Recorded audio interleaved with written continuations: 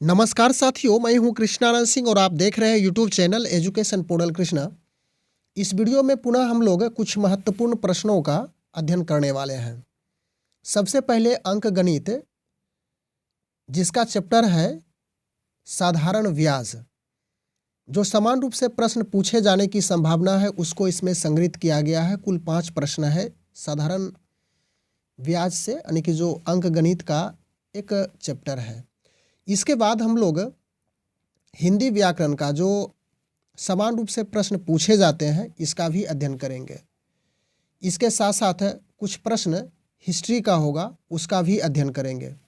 Channel पर पहली बार है तो परीक्षा की तैयारी के लिए जब तक परीक्षा ना होती है तब तक हम लोग इसमें जुड़े रहेंगे। इस वजह से आप चैनल जरूर सब्सक्राइब कर लेंगे और वीडियो अच्छी लगने पर तो लाइक करना ही ना छोड़ेंगे। तो चलिए हम लोग ना अधिक समय गंवाते हुए पहले प्रश्न की शुरुआत करते हैं। पहला प्रश्न है, हिसाब सावधानी पूर्वक पढ़ना है। 1800 रुपया पर 10% वार्षिक की दर से 10 वर्ष का सिंपल इंटरेस्ट यानी कि साधारण ब्याज ज्ञात करना है। तो यहाँ पे देखिए, ब्याज ज्ञात करना है। यह जो 1800 रुपया दिया है यह मूलधन है, 10% यह दर दिया हुआ है और 10 वर्ष यह आपका समय दिया हुआ है। तो ब्याज का फॉर्मूला हम लोग जान रहे हैं। ब्याज बराबर होता है मूलधन गुना समय गुना दर बटे 100। यह फॉर्मूला है। मूलधन आपका 1800 रुपया है, 1800 रख देंगे। चलिए इसको हम हटाते हैं पहले। तो मूलधन में 1800 रुपया रखेंगे, मूलधन गुना समय, समय 10 वर्ष हो गया और दर आपका 10% है, 10 रख देंगे और डिवाइडेड होगा 100 से। तो 100 इसको कटा दीजिए, सिंपली आपका 1800 रुपया बच जाता है। ऑप्शन देखिए 1800 आपका बी है, यही राइट आंसर हो जाएगा। इसके बाद दूसरा प्रश्न है, बहुत सामान्य यानी कि साधारण प्रश्न इसमें शामिल किया गया है, ज़्यादा क्लिष्ट नहीं है और इसी प्रकार के प्रश्न समान रूप से किसी भी प्रतियोगिता परीक्षा में, जो कि नॉर्मली परीक्षा होती है, उसमें पूछे जाते हैं। दूसरा प्रश्न है, 1200 रुपया पर मासिक साधारण ब्याज 8 रुपया है तो वार्षिक ब्याज की दर क्या होगी। तो यहाँ पर मासिक साधारण ब्याज 8 रुपया है, 1200 रुपया यानी कि मूलधन आपका कितना हो गया, 1200 रुपया है, क्लियर है, इस स्थान पे है। और मासिक यानी कि महीने का साधारण ब्याज 8 रुपया है, तो इसे वार्षिक आपको बनाना होगा। तो वार्षिक निकालेंगे तो 8 गुना 12 कर देंगे, 12 96 रुपया हो गया। यह वार्षिक बन चुका है। और तो वार्षिक ब्याज की दर, समय आपका इसमें 1 वर्ष दिया हुआ है, सब कुछ स्पष्ट हो चुका है। अब दर का सूत्र हम ज्ञात कर लेंगे, यानी दर का सूत्र हमें पता ही है, लिख लेंगे इसे। दर बराबर ब्याज गुना 100 बटे मूलधन गुना समय। तो ब्याज आपका कितना हो चुका था, 12 96 यानी कि 8 का यानी 96 गुना समय हो 100 करेंगे। उसके बाद मूलधन आपका 1200 रुपया है और समय 1 वर्ष है। तो 2 जीरो यहाँ पे कैंसिल हो गया, 12 96 यानी कि 8% दर हो जाएगा। ऑप्शन नंबर ए आपका सही है। अगला प्रश्न है, तीसरा नंबर, कितने प्रतिशत ब्याज की दर से कोई धन 20 वर्षों में दुगना हो जाता है। तो मान लीजिए यहाँ पे कि मूलधन 100 रुपया है, तो यह 20 वर्षों में दुगना हो जाता है, यानी कि मिश्रधन हो गया आपका। यदि मूलधन 100 रुपया है तो मिश्रधन 200 रुपया दुगना हो गया। और यहाँ पे ब्याज प्रकलित कर लेंगे, तो ब्याज बराबर मिश्रधन घटा मूलधन होता है। तो 200 माइनस 100 अर्थात 100 आपका ब्याज हो चुका है। अब हमें ज्ञात करना क्या है, कितने प्रतिशत वार्षिक ब्याज की दर से, यानी कि दर ज्ञात करना है। तो दर बराबर ब्याज गुना 100 बटे मूलधन गुना समय। तो दर बराबर ब्याज, ब्याज आपका 100 रुपया निकला था, ब्याज गुना 100, मूलधन 100 है, और इसके बाद समय आपका 20 वर्ष यहाँ पे दिया हुआ है। इसको देखिए, तो यहाँ 20 रख देंगे, 100 कट गया, 20 पंचे 100, यानी कि दर 5% हो गया। ऑप्शन नंबर ए ही आपका सही होगा। इसके बाद चौथा नंबर प्रश्न है, यदि 10% की हानि पर, यह लाभ हानि से है। कुछ प्रश्न हम लोग साधारण ब्याज से देखें और यह लाभ हानि से रिलेटेड प्रश्न है।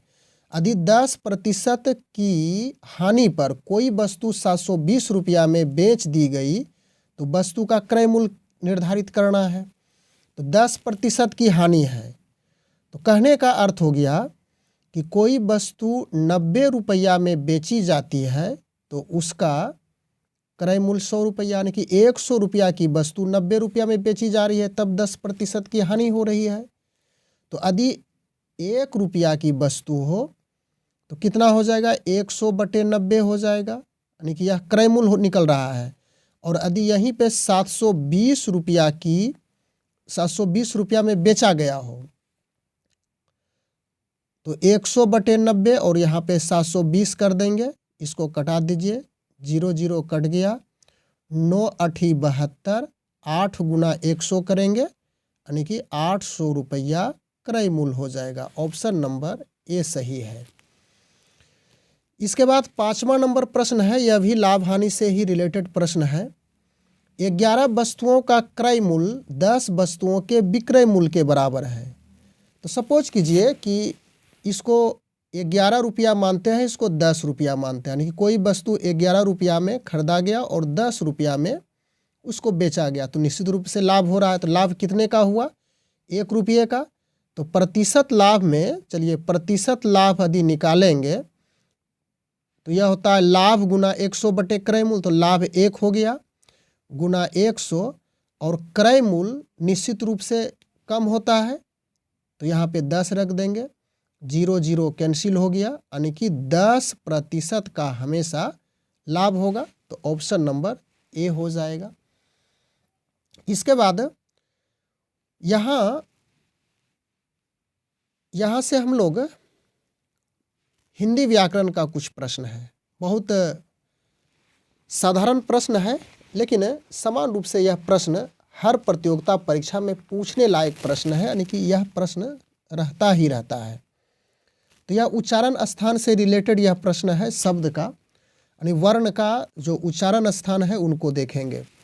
तो कंठ से उच्चारण होने वाले वर्ण हैं, तो वर्ण में स्वर वर्ण और व्यंजन वर्ण भी आता है, तो दोनों को यहाँ पे हम लोग अध्ययन करते चलेंगे।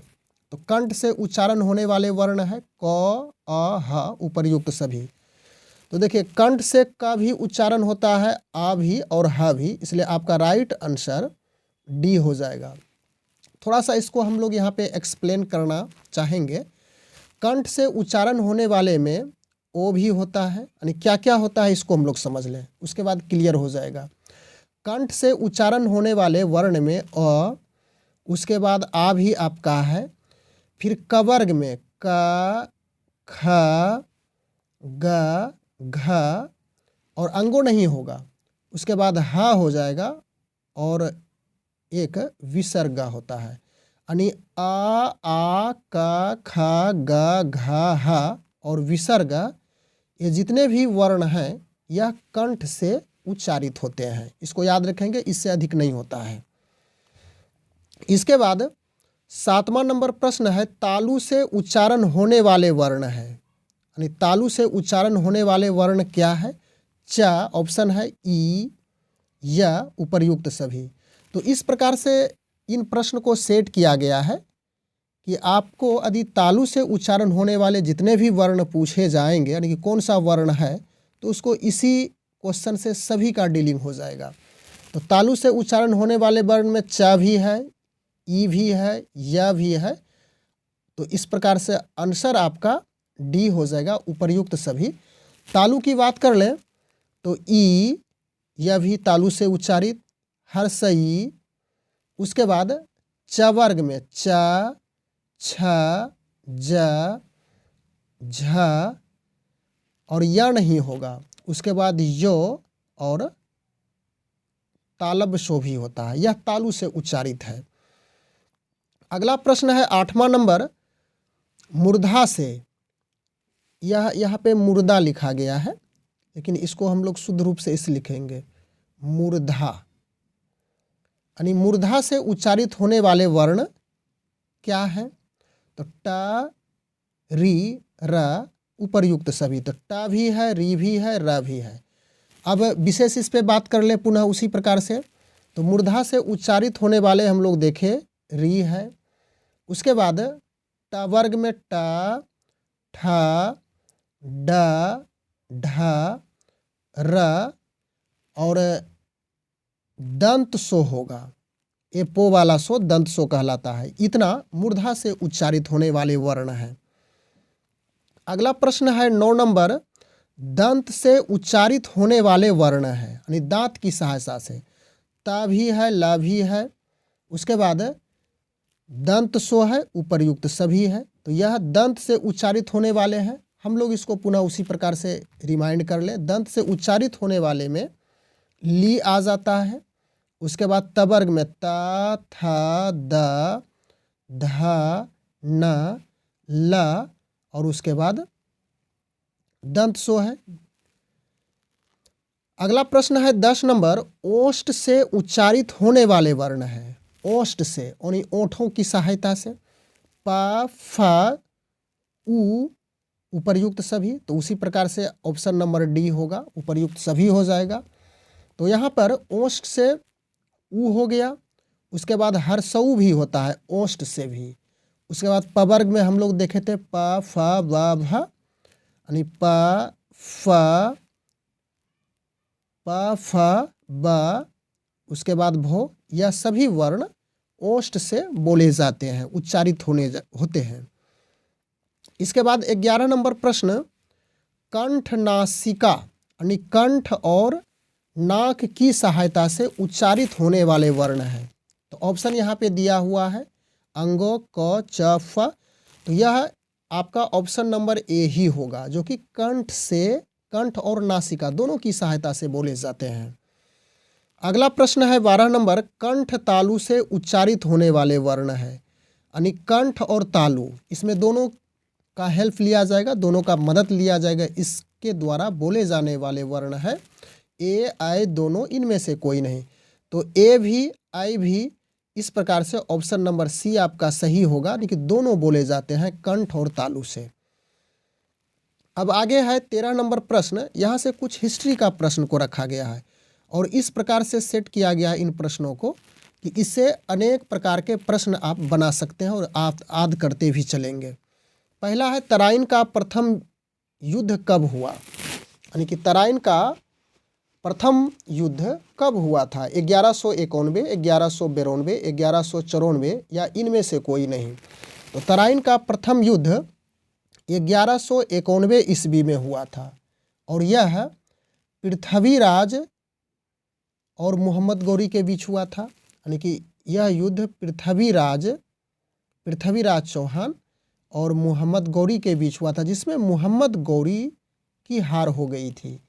इसके बाद 1192 ईस्वी में तराइन का द्वितीय विश्व युद्ध हुआ था। यह 1192 में तराइन का द्वितीय विश्व युद्ध पुनः पृथ्वीराज चौहान और मोहम्मद गौरी के बीच हुआ था और यहाँ पर पृथ्वीराज की हार हो गई थी। मोहम्मद गौरी यहाँ पे विजयी घोषित हुए थे। उसके बाद 1194 ईस्वी में चंदवार का युद्ध हुआ था, जिसमें मोहम्मद गौरी और जयचंद के बीच लड़ा गया था यह युद्ध। तो इस प्रश्न में हम लोग यही देखें कि तराइन का प्रथम विश्व युद्ध कब हुआ था? तो 1191, 1192 में द्वितीय विश्व युद्ध और 1194 ईस्वी में चंदवार का युद्ध हुआ था। इसके बाद अगला प्रश्न है 14 नंबर, पानीपत की पहली लड़ाई कब हुई थी? पानीपत की पहली लड़ाई 1526, 1556, 1527 या इनमें से कोई नहीं। तो पानीपत की पहली लड़ाई 1526 ईस्वी में लड़ी गई थी और यह बाबर और इब्राहिम लोदी के बीच हुआ था। किसके बीच हुआ था? बाबर और इब्राहिम लोदी के बीच हुआ था। तो इसमें बाबर विजयी हुआ था, इब्राहिम लोदी हारे थे। इसके बाद 1556 ईस्वी की बात करें तो पानीपत की यह दूसरी लड़ाई लड़ी गई थी इस ईस्वी में और इसमें दूसरी लड़ाई में अकबर और हेमू के बीच हुआ था। यह लड़ाई अकबर और हेमू के बीच लड़ा गया था। इसमें हेमू हार गए थे, अकबर की जीत हुई थी। और 1527 ईस्वी, इसको भी आप देख लेंगे। चलिए इसको छोड़ देते हैं, क्या है नहीं है उतना। अगला प्रश्न है 15 नंबर, खानवा का युद्ध कब हुआ था? खानवा का युद्ध कब हुआ था? 1527 ईस्वी, 1528 ईस्वी, इसके बाद दोनों, इनमें से कोई नहीं। तो खानवा का युद्ध 1527 ईस्वी में हुआ था और यह किसके बीच हुआ था? बाबर और राणा सांगा के बीच। बाबर और राणा सांगा के बीच हुआ था खानवा का युद्ध, जिसमें बाबर की विजय हुई थी और राणा सांगा हार गए थे। इसके बाद 1528 ईस्वी में यह बाबर और खानवा का दूसरा विश्व युद्ध हुआ। दूसरा युद्ध हुआ था जिसको कहेंगे खानवा का द्वितीय विश्व युद्ध 1528 ईस्वी में, जिसमें बाबर और मेदिनी राय के बीच हुआ था। पुनः बाबर को यहाँ सफलता मिली थी और मेदिनी राय यहाँ पे हार चुके थे। तो इस प्रकार से इस वीडियो के माध्यम से हम लोग कुल 15 प्रश्न का अध्ययन किए, जो कि काफ़ी महत्वपूर्ण है।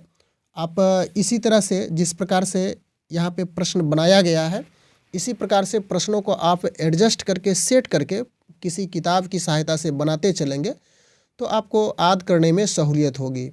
मैं प्रयास करूँगा कि हर वीडियो में इसी तरह से जो आवश्यक प्रश्न है, यानी कि जो आपके परीक्षा के लिए ज़रूरी है, उसी प्रश्न को सेट किया जाएगा और उन प्रश्नों से जुड़े हुए पार्ट्स प्रश्न को भी देख करके हम लोग आगे चलेंगे। बस आज के वीडियो में इतना ही। Thanks for watching. Good bye.